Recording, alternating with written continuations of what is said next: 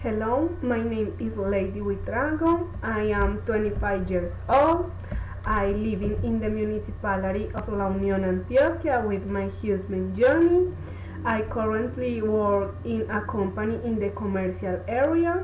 I am technologist in business management and I am currently studying business administration.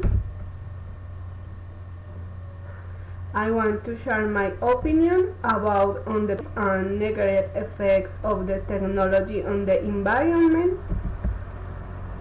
In my opinion, since the industrial development, there have been various sociocultural impacts having great negative impact on the environment. This because with the technological advance, the use of machinery and technology has been implemented that I thought it helps to streamline the processes within companies both in the production and marketing.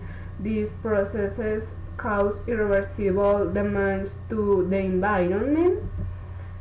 I consider if timely prevention measures are not taken and we continue with the current trends of the of technological development and mass consumption that are currently appreciated, the rapid economic development and production growth, the lack of natural resources will generate poverty, hunger, and a world with few chances of survival.